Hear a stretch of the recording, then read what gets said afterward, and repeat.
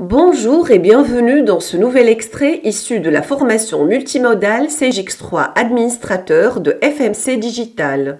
Nous verrons tout au long de cette vidéo la logique de liaison entre CGX3 et le logiciel de génération d'état, Crystal Report, ainsi que les différentes caractéristiques de la fiche d'état. Pour cela, je me positionne sur le module développement, puis dictionnaire script, état.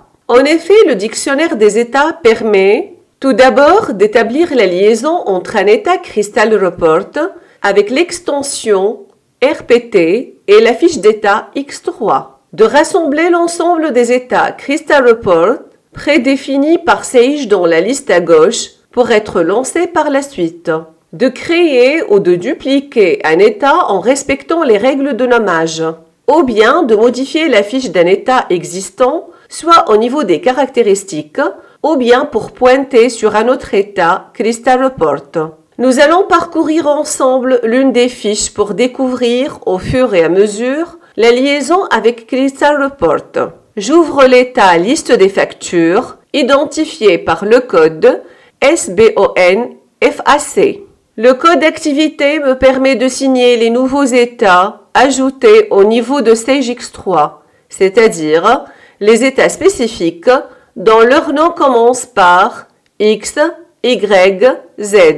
L'intitulé court est utilisé dans le cas où il n'y a pas de place pour visualiser l'intitulé long et qui est utilisé dans certains écrans. Ensuite, le module adéquat à partir duquel on retrouve l'état et on peut l'imprimer. Je vais dupliquer rapidement la page pour vous montrer la présence de cet état au niveau du module Vente Facture. Je clique sur l'icône imprimante et du coup, deux options vont être proposées. Fiche qui me permet d'imprimer la fiche courante uniquement et liste pour imprimer la liste complète des factures. Revenons à notre interface principale pour continuer. L'état par la suite doit être rattaché à un groupe d'impression pour garantir la possibilité de son lancement à partir du module impression. Dans notre cas, c'est Vente Liste.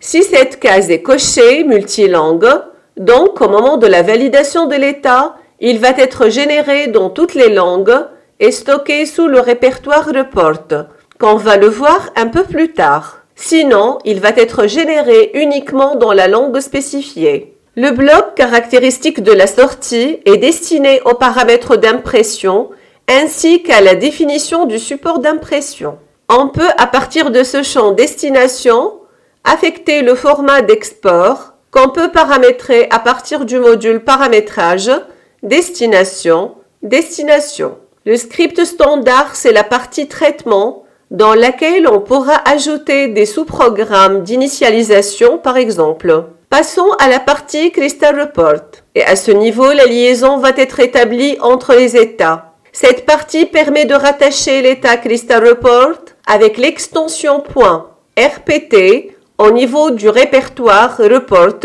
au code état X3. On pourra bien entendu à ce stade découvrir l'emplacement de ces états Crystal Report.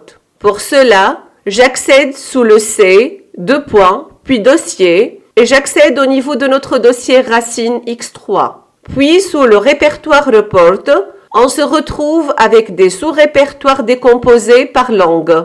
Exemple, si on souhaite utiliser la langue française, alors on accède à FRA. Là, vous voyez bien que l'état Crystal Report SBON-FAC existe dans la liste. En effet, SageX3 va chercher l'état en premier lieu au niveau du dossier formation, ou bien le dossier en cours. Si l'état n'est pas disponible, il va passer automatiquement au dossier racine. Au niveau de ce tableau, on se retrouve avec le nom de l'état Crystal Report, l'orientation paysage ou portrait pour définir le format avant l'impression et le choix ici dépend de l'orientation au niveau de l'état Crystal Report.